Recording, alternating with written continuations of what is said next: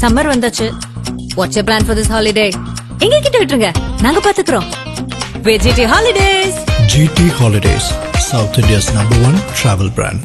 அடகில் இருக்கும் தங்க நகைகளை மீட்டு 10 நிமிடங்களில் பிரைம் கோல்ட் ஹப் மூலம் அதிக விலைக்கு விற்க 7997990028 தொடர்பு கொள்ளவும்.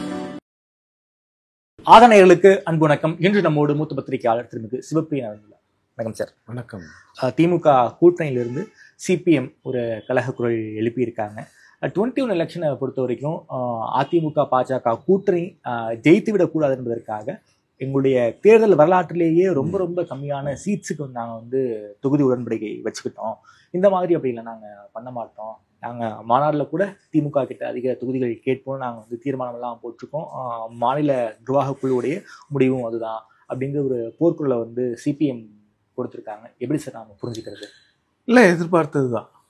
கொஞ்சம் கொஞ்சமாக எல்லா கட்சிகளும் பேச ஆரம்பிப்பார்கள். இதில் அவர் சொல்கிறது 2021 ஒரு ஸ்பெஷல் கேஸ். நானும் ஒத்துக்கிறேன். ஏன்னா எல்லாருக்குமே அதுதான் சொல்லப்பட்டது. பாஜகவும் அதிமுகவும் தமிழ்நாட்டில் கால் ஊன்றக்கூடாது, அதிமுக மூலமாக பாஜக கால் ஊன்றக்கூடாது. இப்போ மற்ற இடங்கள்லாம் எப்படி மற்ற கட்சிகள் ஜெயிச்சா அவங்களெல்லாம் விலைக்கு வாங்குறாங்களோ அந்த மாதிரி வாங்கிடுவாங்க. அதனால திமுக 180 இடங்களுக்கு குறையாமல் போட்டியிட வேண்டும். நீங்கள் கிட்டத்தட்ட 50 இடங்களில் மட்டும்தான் நீங்கள் போட்டி போட முடியும்னு சொன்னதுனால தான் எல்லா கட்சிகளும் ஒற்றுக்கொண்டார்கள். அப்பொழுதே 6 சீட்டு சிபிஎம்க்கு, சிபிஐக்கு, விசிகேக்கு 6 சீட்டு தாங்கிறது ரொம்ப குறைவான எண்ணிக்கை. எல்லாருக்குமே அது தெரியும் எவ்வளவு குறைவான எண்ணிக்கை அப்படிங்கிறது. பட் இருந்தாலும் ஒரு கொள்கைக்காக அந்த கூட்டணி தொடர வேண்டும். பாஜகவும் அதிமுகவும் மீண்டும் இங்கு ஆட்சி அமைத்து விடக்கூடாது என்பதற்காக போடப்பட்ட ஒப்பந்தம். அது எப்பொழுதுமே ஒப்பந்தங்கள் ஃபார் தட் எலெக்ஷன் தான். அதே ஒப்பந்தத்தை கண்டினியூ பண்ணணும்னு யாருக்கும் எந்த ஒரு நிர்பந்தமும் கிடையாது. இப்போ என்னன்னா, இதில் சொல்ல முடியாத ஒரு விஷயத்தை சண்முகம் அவர்கள் வேற மாதிரி சொல்றாங்க. இவங்களுடைய கன்சர்ன்ஸ் என்னன்னா, பாஜக எதிர்ப்புல தான் இந்த கூட்டணி பசை. ஆமா, இந்த கூட்டணி ஒற்றுமையா ஒன்னா இருக்கிறதுக்கு காரணம் பாஜக எதிர்ப்பு. எல்லாருமே பாஜக எதிர்ப்புல இருக்கும். இதுதான் பசை. இதுதான் இந்த கூட்டணியை ஒட்ட வைக்கிறது, வெற்றிகரமாக ஜெயிக்க வைக்கிறது இந்த ஒரு விஷயம்தான். ஆனா இந்த விஷயத்தை வச்சுக்கிட்டே நீங்க எங்களுக்கு சீட்ஸை குறைக்கிறீங்க. ஓகே, இதுக்காக பாஜக வரக்கூடாதுங்கிறதுக்காக எங்களையே நீங்க தண்டிக்கிறீங்க அப்படிங்கறதா இவங்க எல்லாம் கேட்கிற கேள்வி. நீங்க ஆட்சிக்கு வரணும், நீங்க ஆட்சிக்கு வர்றதுக்கு நாங்க எல்லாம் உதவுறோங்கிறதெல்லாம் சரி, எல்லாரும் ஏத்துக்கிறோம். ஆனா நீங்க ஆட்சிக்கு வர்றதுக்காக நாங்க ஏன் எங்களுடைய எண்ணிக்கைகளை குறைச்சிக்கணும்? இப்ப விசிகாக்கு பாத்தீங்கன்னா 2001ஆம் ஆண்டு 25 வருடங்களுக்கு முன்னால் அவங்களுக்கு 10 சீட்டு கொடுக்கப்பட்டிருக்கிறது. திமுக காங்கிரஸுக்கு 63 சீட்டு கொடுத்த காலம் எல்லாம் இருக்கிறது, 48 கொடுத்த காலம் இருக்கிறது, 43 கொடுத்த காலம் இருக்கிறது, 41 கொடுத்த காலம் இருக்கிறது. ஸோ இதெல்லாம் ஏன் அப்ப அது ஒரு ஒன் எலெக்ஷன் பினாமினா தான் அது பார்க்கப்படும். இதுக்கு திமுக என்ன சொல்லுவாங்கன்னா, நாடாளுமன்ற தேர்தலில் உங்களுக்கு எல்லாருக்குமே நீங்க எதிர்பார்த்ததை விட கொடுத்துட்டோம், சட்டமன்ற தேர்தலில் எங்களுக்கு கம்மியா கொடுக்கணும்பாங்க. அதை அலையன்ஸ் பார்ட்னர்ஸ் ஏற்றுக்க மாட்டாங்க. பெரும் பிரச்சனை பண்ணாம இந்த விஷயத்தை கடந்து போகக்கூடிய கட்சியாக காங்கிரஸ் இருக்குமே தவிர மற்ற எல்லாரும் அதை அவ்வளவு ஈஸியா கடந்து போயிடும். காங்கிரஸ் இந்த மாவட்ட தலைவர்கள் கூட்டத்தில் கூட ஒரு 60 சீட்டு கேட்கணும் அப்படிங்க. அப்ப காங்கிரஸ்ல அவங்க 100 சீட்டு கூட கேட்கலாம். ஜெயிக்கிறதுக்கான வாய்ப்புகள் அவங்க கிட்ட இருக்கணும்ல. இப்ப விசிக 6ல இருந்து 10 கேட்டாங்கன்னா அந்த 4 சீட்டு கொடுக்கறதுல ஒன்னும் திமுக தொண்டர்கள் பெரிய அளவுல அதிருப்தி அடைய மாட்டாங்க. ஆனா 25 சீட்டு வச்சிருக்கிற காங்கிரஸ்க்கு 40 சீட்டு கொடுத்தா 15 சீட்டு அதிகமாகும் போது அதனுடைய இம்பாக்ட் வேற. காங்கிரஸ் கூட்டணி திமுக கூட்டணி கூட இருப்பதன் காரணமாக தான் மைனாரிட்டி ஓட் பேங்க்ஸ் திமுக கிடைக்குது. இதெல்லாம் உண்மை தாமரைச்சந்திரன், நான் இல்லைன்னு சொல்லவே இல்லை. ஆனால் காங்கிரஸுக்கு இருக்கக்கூடிய ஸ்ட்ரென்த்தும் விசிகேக்கு இருக்கக்கூடிய ஸ்ட்ரென்த்தும் வேறங்கிற. எஸ், விசிக இறங்கி வேலை செய்யக்கூடியவர்கள். ஒரு சின்னத்தை ஒரு தேர்தலில் 4 இடங்கள்ல வெற்றி பெறுற அளவுக்கு அவங்க கிட்ட மேன் பவர் இருக்கு. மேன் பவர் இருந்தது, அவங்க கிட்ட அந்த ஸ்ட்ராட்டஜி இருந்து பண்ணாங்க. அது அவ்வளவு ஈஸி கிடையாது. தினகரனால் அதை பண்ண முடியவில்லை. அவ்வளவு ரிசோர்சஸ் வச்சுக்கிட்டு அவரால் ஒரு சீட்டு கூட ஜெயிக்க முடியல அந்த குக்கர் சின்னத்தை வைத்துக்கொண்டு. ஸோ அதனால விசிகா, லெஃப்ட் போன்ற பார்ட்டிகள் நிச்சயமா எங்களுக்கு தேவையான சீட்டுகளை பெற வேண்டும் என்று போர்க்கொடி நிச்சயமாக உயர்த்தும். லாஸ்ட் டைம் அது வந்து கூட்டணியை உடைக்குமான்னு கேட்டீங்கன்னா நிச்சயமா உடைக்காது. ஆனா திமுகவும் ஒரு கட்டத்துல வந்து இறங்கி வந்து அவங்களுக்கு ஒரு 10-15 சீட்டு கேட்டா ஒரு 10 சீட்டாவது அவங்களுக்கு கொடுக்கணும். ஏன்னா ஒவ்வொரு தேர்தலையும் பாஜக எதிர்ப்பையே நீங்க மக்கள் கிட்ட வந்து பாஜக எதிர்ப்பை வச்சுதான் ஓட்டு வாங்குறீங்க, எல்லாருக்கும் தெரியுது. ஆனா கூட்டணிக்குள்ளேயும் அந்த எதிர்ப்பை வச்சே வந்து அவங்களை வந்து 6 சீட்டுக்குள்ள சுருக்குறது, 25 சீட்டுக்குள்ள சுருக்குறதெல்லாம் வந்து ஏற்றுக்கொள்ள மாட்டாங்க. இப்போ காங்கிரஸுக்கு வந்து திமுகவினுடைய பேச்சை அப்படியே கேட்க வேண்டிய கட்டாயம் இருக்கிறதுன்னு கூட சொல்லலாம். ஏன்னா நாடாளுமன்றத்தில் திமுகவினுடைய தயவு காங்கிரஸுக்கு தேவை. அது மட்டும் இல்லாமல் 2029 தேர்தலில் ராகுல் காந்தியை பிரைம் மினிஸ்டர் கேண்டிடேட்டா ப்ரொஜெக்ட் பண்ணாங்கன்னா அவங்களுக்கு திமுக தேவை. ஆனா விசிகா, லெப்ட் போன்ற கட்சிகளுக்கு வந்து அந்த எந்த ஒரு நிர்பந்தமும் கிடையாது. அவங்களுக்கு வந்து தமிழ்நாட்டை பொறுத்த வரைக்கும் விசிகாக்கு குறிப்பா எடுத்துக்கிட்டீங்கன்னா எங்களுக்கு வந்து பிரதிநிதித்துவம் அதிகமாகணும் சட்டமன்றத்துலங்கிறது நியாயமான விஷயம் தானே. சோ அதே கோரிக்கை தான் வந்து சிபிஐ சிபிஎம் எல்லாருமே வைப்பாங்க. இனிமே அந்த குரல்கள் அதிகமாகி கொண்டே இருக்கும். நீங்க என்னதான் இவங்களுக்கு ஆப்ஷன் இல்லைனாலும் கூட நீங்க கூட்டணியை உடைய விட முடியாது. கூட்டணியை உடைச்சா அந்த கூட்டணி உடையுது அப்படின்னாலே அது ஒரு மிகப்பெரிய பெர்செப்ஷன் பேட்டில் வந்து டிஎம்கேக்கு வந்து ஒரு மிகப்பெரிய செட்பேக். ஓகே, கூட்டணியால் தான் நாங்கள் ஜெயிக்கிறோம்னு முதலமைச்சர் சொல்லியிருக்காரா? கட்சிக்காரங்க என்ன வேணாலும் சொல்லுவாங்க, அவங்களுக்கு வந்து அதெல்லாம் இல்லை. முதலமைச்சர் என்ன சொல்றாரு? கூட்டணியால் நாங்க ஜெயிக்கிறோம்னு சொல்றாரு. இப்ப கூட்டணிக்கான முக்கியத்துவத்தை நீங்கள் கொடுத்துதானே ஆகணும். அப்படின்னா சிபிஐ சிபிஎம் பிசிகே இந்த 3 பேருக்கும் டபுள் டிஜிட் எதிர்பார்க்கறாங்களே சார், அதை கொடுத்துருவாங்க. டபுள் டிஜிட் எதிர்பார்க்கறாங்க. அவங்க கொடுக்கறாங்களா இல்லையாங்கிறது அப்பதான் தெரிய வரும். ஆனா கொடுக்க வேண்டிய கட்டாயமும் திமுகவுக்கு இருக்குங்கிற. டபுள் டிஜிட்னா நான் அவங்க கேட்கிற சீட்டு கொடுக்கணும்னு நான் சொல்ல வரல. அவங்கள வந்து சுமூகமா கொண்டு போனாதான் அவங்க வேலை செய்வாங்க. ஏன்னா நீங்க லெப்ட் பார்ட்டிஸ்க்கெல்லாம் வந்து உங்களுக்கு வந்து பாக்கெட்ஸ்ல தான் இன்ஃப்ளூயன்ஸ் இருக்கு. பட் விசிகாக்கு அப்படி இல்லை, காங்கிரஸுக்கும் அப்படி இல்லை. தென் மாவட்டங்கள்ல உங்களுக்கு வந்து இந்த காங்கிரஸுக்கு ஒரு தொகுதிக்கு இருக்கக்கூடிய 7000-8000 வாக்குகள் பிளஸ் மைனாரிட்டி ஓட்ஸ் வந்து உங்களை பூஸ்ட் பண்ணுது. அதே மாதிரி நார்தன் தமிழ்நாட்டுல பிஎம்கேவோட இன்ஃப்ளூயன்ஸை வன்னியர்கள் கட்சியான பாமக இருக்கக்கூடிய கட்சிக்கு போடக்கூடாதுங்கிற அந்த வாக்குகளை வந்து விசிகா வந்து அப்படியுமே முழுமையா கொண்டு வந்து திரும்ப சேர்க்கிறாங்க. சோ அப்ப வந்து நீங்க என்னன்னா நீங்க ஒரு டிஸ்டிங்ஷன் பண்ணணும். அந்த ஓட் டிரான்ஸ்பர் ஆகணும்னா நீங்க அவங்களையும் திருப்திப்படுத்தணும். இன்னொன்னு திமுக அதிகமா கொடுத்தாலும் திமுக கேடர் வந்து வருத்தப்படுவாங்க. சோ இது வந்து ஒரு டஃப்பான ஒரு நெகோசியேஷன் தான். இது வந்து ரொம்ப பேலன்ஸ் பண்ணி பண்ணணும். Okay sir. சார், ஆட்சியில் பங்கு அதிகாரத்தில் பங்குன்னு திரும்ப வந்து தூக்காத போர்ப்படி கிடையாது. இப்போ சமீபத்தில் இன்னைக்கு வந்து ஒரு ப்ரெஸ் மீட் ஒன்று கொடுத்துருக்காரு.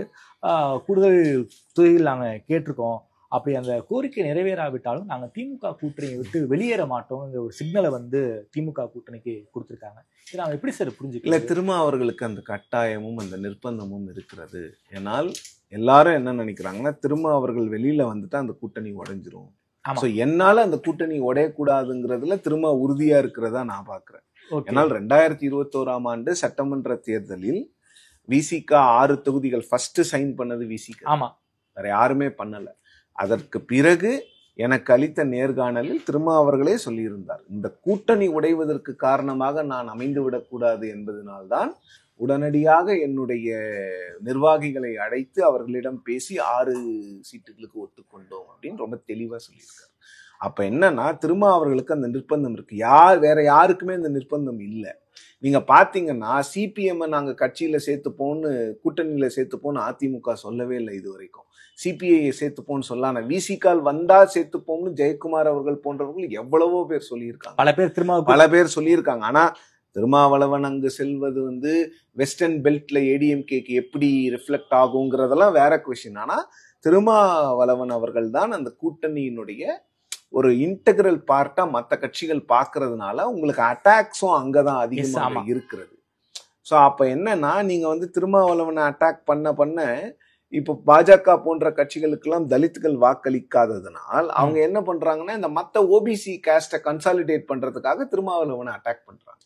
ஓகே, இப்போ வன்னியர்கள் வந்து எப்படியும் பாதி பேர் திமுக ஓட்டு போட மாட்டாங்க. ஸோ அவங்க நம்ம பக்கம் எடுக்கிறதுக்கு நாம வந்து திட்டணும், விசிகாவை வந்து இழுக்கணும், விசிகாவை வந்து இப்படி பேச வேண்டும். இதுதான் ஸ்ட்ராட்டஜி. ஓகே, ஸோ அதுக்காக தான் திருமாவை வந்து பாஜக வந்து இல்ல அவர் வந்து ரொம்ப தெளிவா சொல்லிட்டே இருக்காரு. ஆனா இன்னொரு பக்கம் நான் சொல்றேன், ஒரு பொலிட்டிக்கல் ஜேர்னலிஸ்டா ஒரு தலைவர் ஒரு கட்சியினுடைய தலைவர்கிட்ட வந்து கூட்டணி இருப்பீங்களான்னு டெய்லி கேட்கறது வந்து திருமா கிட்ட மட்டும்தான் ஊடகங்களும் கேட்கிறது. தினமும் அவரோட பிரஸ் கான்ஃபரன்ஸ்ல கூட்டணியை பத்தி பேசாத நாளே கிடையாது. கரெக்ட். தேர்தலுக்கு இன்னும் போன வருஷமே நாடாளுமன்ற தேர்தல் முடிந்த உடனே அந்த கேள்வி கேட்கப்பட்டது. காங்கிரசிடம் இந்த கேள்வி கேட்கப்படுவதில்லை. பட் அப்போ ஊடகங்களே திருமாவளவன் கிட்ட ஒரு அன்பேர் ஆட்டிடியூடா இருக்கிறாங்களாங்கிற ஒரு கேள்வியும் இருக்கிறது. ஏன் அந்த கேள்வி அவர்கிட்ட இருக்காங்க? அந்த கூட்டணியை தாங்குகின்ற ஒரு சக்தியாக திருமாவளவன் இருக்கிறாரோ அப்படிங்கிற இடத்துலதான் எல்லாம் வந்து முடியுது. ஏடிஎம்கே பிஜேபி கூட்டணி உருவாயிடுச்சு. ஸோ அதனால வந்து அங்க வந்து திமுக கூட்டணி கட்சிகள் போக முடியாது, விஜய் நம்பியும் போக முடியாது. விஜய் நம்பி போக முடியாதுன்னு போக மாட்டாங்கிறது தான். போனோம்னா போகலாம், அதெல்லாம் ஒன்றும் பிரச்சனை இல்லை. அரசியல் போக மாட்டாங்கிறது ஓகே தாமரை செல்வன். ஆனால் போகக்கூடிய சூழ்நிலை வந்தா என்ன செய்வது? இப்போ வந்து ஒரு விசிகாவோ இல்ல ஒரு லெப்ட் பார்ட்டிஸோ விஜய் கிட்ட போனா அது விஜய்க்கு பூஸ்டா இல்லையா? நிச்சயமா பூஸ்ட் தான். எப்படி பூஸ்ட்? ஒன்னு திமுக கூட்டணியில வந்த கட்சி, இன்னொன்னு திமுக கூட்டணி உடைகிறது. அப்போ அது ஏடிஎம்கேவும் பெனிஃபிட் ஆகும், இவங்களுக்கும் பெனிஃபிட் ஆகும். விசிகாக்கு வந்து வாக்கு சதவீதம் 2-3 இருக்கலாம், பட் அவங்க ஓட் மல்டிப்ளையர். ஓகே. வட தமிழ்நாட்டுல வந்து தலித் மக்கள் வந்து அதிகமாக வாழக்கூடிய இடங்களில் விசிகாவினுடைய செல்வாக்கு அளப்பரியது. ஓகே, அதை வந்து புரிஞ்சுக்கணும். புரிஞ்சுக்கிறதுனாலதான் திமுக வந்து விசிகாவை அப்படியே வந்து ஒரு அவங்கள சுத்தி ஒரு காம்பவுண்ட் வால் போட்டு ப்ரொடெக்ட் பண்றாங்க விசிகாவை. ஓகே. உள்ளுக்குள்ள என்ன நடக்குதுங்கிறதெல்லாம் இல்ல, வெளியில விட்டு கொடுக்க மாட்டேங்கிறாங்களா? ஏன்னா விசிகா வந்து ரொம்ப முக்கியம் திமுக கூட்டணிக்கு. நார்தன் தமிழ்நாடுலதான் பிஎம்கேவும் ஏடிஎம்கேவும் வெஸ்ட்டை விட இங்க கொஞ்சம் ஸ்ட்ராங்கா இருக்காங்க. டெல்டால எந்த பிரச்சனையும் இல்லை, அதிமுக அவ்வளவு ஸ்ட்ராங் கிடையாது. சவுத்ல வந்து ஏடிஎம்கே வீக்கன் ஆயிட்டு இருக்கு முக்குளத்தோர் இஷ்யூஸ்னால. ஸோ அங்க வந்து காங்கிரஸ் இருக்கிறது பிளஸ் மைனாரிட்டிஸோட ஓட்டு வந்து டிஎம்கேவை பூஸ்ட் பண்ணி விடுது. நார்தன் தமிழ்நாட்டுல அவங்களுக்கு வந்து ADMK PMK to an extent பாக்கெட்ஸ்ல ஒரு சில இடங்களை, திருவண்ணாமலை, கொஞ்சம் இந்த கிருஷ்ணகிரி, இது போன்ற இடங்கள்ல பிஜேபி கொஞ்சம் அவங்களுக்கு ஹெல்ப் பண்ணு. ஸோ அந்த மல்டி டைரக்ஷன்ல வர்ற அந்த பிரச்சனையை எதிர்கொள்ளணும்னா இவங்களுக்கு விசிகா வேணும். Okay sir. அதே போல அமித்ஷா சமீபத்தை தான் மதுரைக்கு வந்திருந்தாரு. கூட்டணி ஆட்சி அப்படிங்கிற ஒரு விஷயம் தான் ஒரு மிகப்பெரிய பேசுபொருளாக மாறி இருக்கு. இன்னைக்கு வரைக்கும் அதிமுக வந்து பெருசா யாரும் பேச மாட்டாங்க. எப்படி பேசுவாங்க? நாம ஏற்கனவே சொன்னோம், ஏற்கனவே சொன்னதுதான் இது. ஏப்ரல் 11 எப்ப வந்து அமித்ஷா அவர்கள் வந்து ஐடிசி கிராண்ட் சோலால கூட்டணி ஆட்சி என்று சொன்னாரோ அதன் அருகில் எடப்பாடி பழனிசாமி அவர்கள் அமர்ந்திருந்தார். கூட்டணி ஆட்சி ஹம் சாத் சர்க்கார் பனாயிங்கன்னு தான் சொன்னார். நாங்க எல்லாம் சேர்ந்து அரசு அமைப்போம் தான் சொன்னார். ஆனால் அதை ஊடகங்கள் அதை வந்து சரியாக புரிந்து கொள்ளவில்லை, ஊடகங்கள் திருத்தி சொல்லிவிட்டது என்று அதிமுகவினர் வந்து அதிமுகவினுடைய தலைமை உட்பட எல்லாருமே வந்து மீடியாவை பிளேம் பண்ணாங்க. இன்னைக்கு என்ன ஆச்சு? திருப்பி அதே தான் அமித்ஷா அவர்கள் சொல்றாங்க, கூட்டணி ஆட்சிங்கிற. கூட்டணி ஆட்சின்னா அவங்க முதல்ல இருந்து சொல்லிட்டு இருக்காங்க. அப்ப இதற்கு பதில் சொல்ல வேண்டியது அதிமுக தான். அதிமுக கூட்டணி ஆட்சி இல்லைன்னு மட்டும்தான் சொல்ல முடியுமே தவிர, இருக்குன்னு சொன்னாங்கன்னா அதுவே திமுகவுக்கு வந்து ஒரு மிகப்பெரிய பிளஸ்ஸா மாறி போயிடும். அந்த பிரச்சனையில தான் அதிமுக வந்து இந்த விஷயத்த வந்து ரொம்ப செகண்ட் ரேங்க் தேர்ட் ரேங்க் ரீடர்ஸை வச்சு டீல் பண்றாங்க. எடப்பாடி பழனிசாமி அவர்கள் வந்து யாரையாவது ஒருத்தரை பழி போட்டு தான் அதுல இருந்து தப்பிக்க முடியும். ஓகே. ஏன் சார் அந்த முடிவு எடுக்காம இருக்காங்க? ஏன் வந்து இல்ல முடிவு எடுக்காமலாம் இல்ல, முடிவு எடுத்த மாதிரி தான் எனக்கு தெரியுது. அதை வெளியில சொல்ல முடியாதுங்க. ஓகே. கூட்டணி ஆட்சின்னா என்ன, அப்படி அவங்க பேசுறது என்னவா இருக்குன்னா சீட் ஷேரிங்காக தான் இருக்கும்.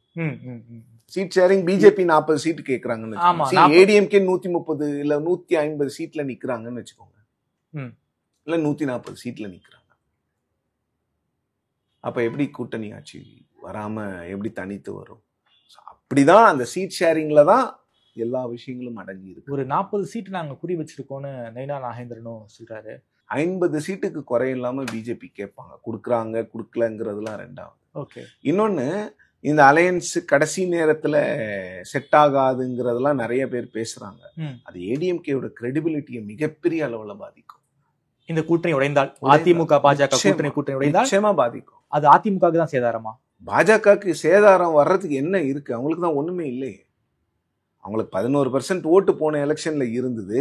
இந்த எலெக்ஷன்ல வந்து அவங்களே அதிமுகவை நம்பி வரோம்னு அவங்களே பகிரங்கமா ஒப்புதல் வாக்குமூலம் தானே கொடுக்குறாங்க. திமுகவை வீழ்த்துவதுதான் எங்களுடைய நோக்கம், எங்க கட்சியெல்லாம் நாங்க அப்புறம் வளர்த்துக்கிறோம்னு சொல்லிட்டு தானே கட்சியை வளர்க்கறதுக்கு உறுதுணையாக இருந்தவர் என்று கட்சியினரால் அங்கீகரிக்கப்படுகின்ற அண்ணாமலையை அவங்க புறந்தன்னாங்க. நான் சொல்லல, இது அன்னைக்கு மதுரையில என்ன நடந்ததுங்கிறத எல்லாரும் பார்த்தாங்க. அப்ப கட்சியினோட தொண்டர்கள் யார் பக்கம் இருக்கிறாங்க? அண்ணாமலை அவர்கள் பக்கம் இருக்கிறாங்க. கட்சி என்ன நினைக்குது? திமுகவை வீழ்த்துவதுதான் முதல் முக்கிய அஜெண்டா. ஏடிஎம்கேவை திமுக வீழ்த்திட்டா ஏடிஎம்கேவை ஈஸியா வீக்கன் பண்ணிடலாம், நம்ம உள்ள நுழையலாங்கிறது தான் அவங்களோட பிளான், பிஜேபி ஹைகமாண்டோட பிளான். சோ இப்போ இது என்னன்னா, கூட்டணி ஆட்சின்னு ஏடிஎம்கே ஒத்துக்கிட்டாலும் பிரச்சனை, ஒத்துக்கலனாலும் பிஜேபி கூட்டணி ஆட்சின்னு பேசிட்டே இருப்பாங்க. அது ஒரு கன்ஃபியூஷன்ல கொண்டு வந்து விடும். ஒத்துக்கிட்டாங்கன்னா டிஎம்கேக்கு இந்த தாம்பூல தட்டுல ஒரு விஷயத்தை எடுத்து கொடுக்கறதுன்னு சொல்லுவாங்களா, அந்த மாதிரி கொடுத்துருவோம். பட் டிஎம்கேக்குள்ளேயும் பிரச்சனைகள் இருக்கு. விசிகா லெப்ட் போன்ற பார்ட்டிஸ் வந்து கூட்டணி கட்சின்னு கேட்பாங்க. ஆனா அவங்களை இவங்க ஈஸியா ஆஃப் பண்ணலாம், ஏன்னா அவங்க ஆளுங்கட்சியா இருக்கிறாங்க. கேட்ட சீட்டை கொடுத்துடலாம். 10 சீட்டு 12 சீட்டு கொடுத்துட்டாங்கன்னா இன்னும் ஒரு 20 சீட்டு ஒட்டு மொத்தமா எல்லாருக்கும் சேர்த்து கொடுத்துட்டாங்கன்னா என்ன பண்ணுவீங்க? இதுவே ஏடிஎம்கே பிஜேபி பத்தி கூட்டணி பேசும்போது ஆன் பேப்பர்ஸ் அது வந்து ரொம்ப ரொம்ப ஸ்ட்ராங்கான ஒரு கூட்டணி. இன்னைக்கும் ஆன் பேப்பர்ல ஸ்ட்ராங் தான். பிஎம்கே சேர்ந்ததுன்னா ஆன் பேப்பர்ல ஸ்ட்ராங் தான்.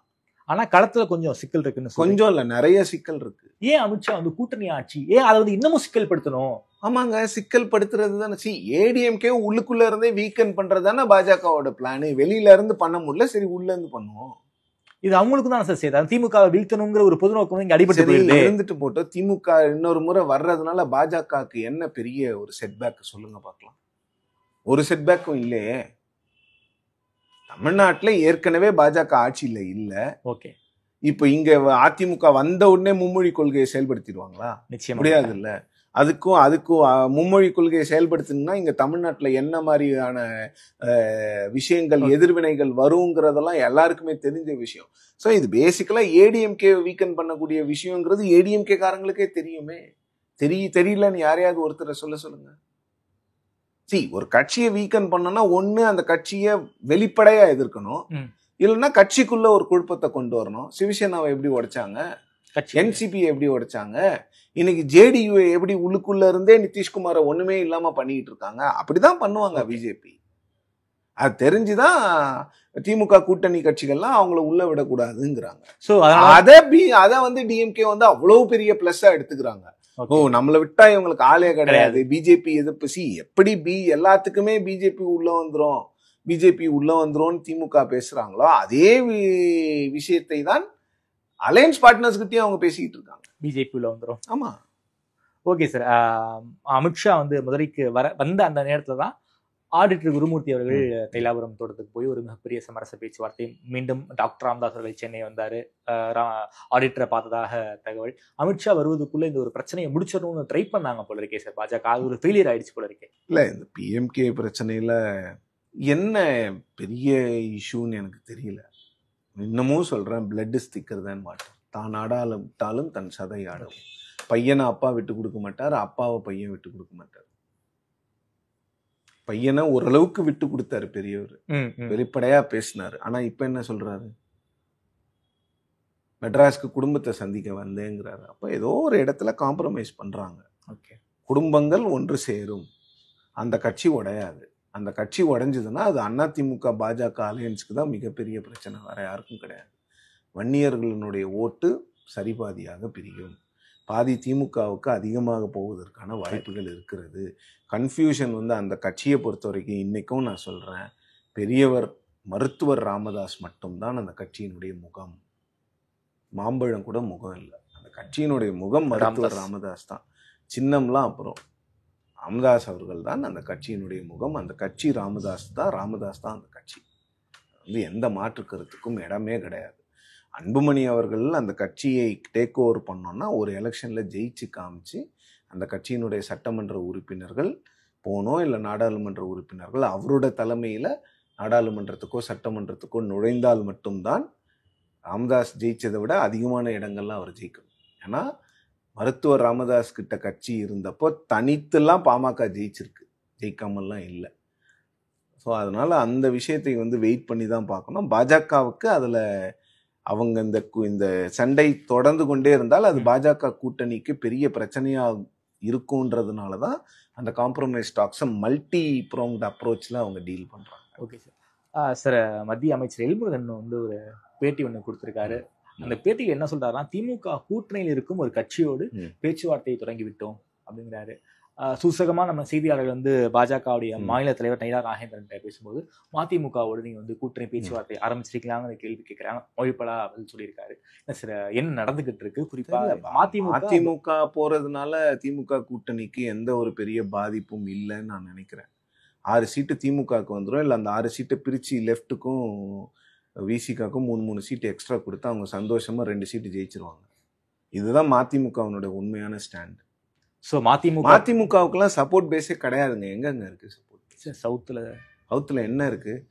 அவருக்கு வந்து கிரெடிபிலிட்டியே போயிடுச்சுங்க. யாரை எதிர்த்தாரோ, யாரை எதிர்த்து, எந்த விஷயத்தை எதிர்த்து, வாரிசு அரசியல் அப்படிங்கிற ஒரு விஷயத்தை எதிர்த்து கட்சி தொடங்கி அந்த கட்சியை நடத்தி, எந்த வாரிசுக்கு எதிராக கட்சியை நடத்தினாரோ அந்த வாரிசிடமே சென்று சரணடைவது, அப்புறம் அவரை முதலமைச்சரா ப்ரப்போஸ் பண்றது, அந்த வாரிசு கொடுத்த சீட்ல ராஜ்யசபாக்கு போறது, அப்புறம் இவரோட வாரிசை கொண்டு வந்துட்டு அப்பா ராஜ்யசபால, பையன் லோக்சபால, இப்ப திருப்பி இன்னொரு ராஜ்யசபா கேட்கறது வந்து இது எந்த விதத்தில் நியாயம்னு எனக்கு தெரியல. நீங்க வாரிசு அரசியலை எதிர்த்து தானே பண்ணீங்க. திமுக பண்றதை யாரும் இங்க வந்து புனிதர் பட்டம்லாம் கொடுக்கல. வாரிசு அரசியல் எந்த கட்சியில் நடந்தாலும் தவறுதான். அப்ப நீங்க ஏன் உங்களோட கிரெடிபிலிட்டி என்ன ஆச்சுன்னு கேட்கிறேன். நீங்க ஒரு காலத்துல 42 சீட்டெல்லாம் வாங்கியிருக்கீங்க திராவிட கட்சிகளோடு. இன்னைக்கு 6 சீட்டு திமுக கொடுத்து அவங்க சின்னத்துல நிக்க வைக்கிறாங்க உங்களை. இந்த முறை மட்டும்தான் நீங்க போராடி மகனுக்கு வந்து அந்த தனி சின்னத்தை வாங்கி கொடுத்துருக்காங்க. பட் ஒருவேளை அவங்க அதிமுக கூட்டணிக்கு போனாலும் கூட எப்படி வந்து அதை ஜஸ்டிஃபை பண்ணுவாரு வைகோங்கிறதெல்லாம் நம்ம பார்க்கணும். பட் எனக்கு தெரிஞ்சு இது ஸ்பெகுலேஷனா தான் நான் இப்போதைக்கு பாக்குறேன். இதற்கு மேல எல்லாம் வந்து அவர் கொண்டு போய் அவர் வந்து டிஎம்கேவோடவே இருந்தா ஓரளவுக்கு அவங்க பையனுடைய பொலிட்டிக்கல் ஃபியூச்சரை அவர் செட்டில் பண்ணிட்டு போயிடலாம். ஒரு சீட்டு கொடுத்துட்டே இருப்பாங்க அவங்க, அது ஒன்றும் பிரச்சனை இல்லை. அதெல்லாம் ஏடிஎம்கே பிஜேபி அலையன்ஸ்ல அந்த ஒரு அஷூரன்ஸ் எல்லாம் நீங்க எதிர்பார்க்க முடியாது. ஸோ ஒருவேளை திமுக கூட்டணியை விட்டு போனாலும் திமுகவுக்கு ஒரு பெரிய பாதிப்பு இல்லைன்னு சொல்ல வரீங்களா சார்? போனாலும் பாதிப்பு இல்லை, நான் போக மாட்டாங்கிறது என்னோட கருத்து. ஓகே சார், ரொம்ப நன்றி சார். தமிழ்நாடு அரசியல் தொடர்பான பல்வேறு கேள்விகளுக்கு விரிவாக சொல்லியிருக்கீங்க. எனக்கு பேசுங்க. நன்றி சார்.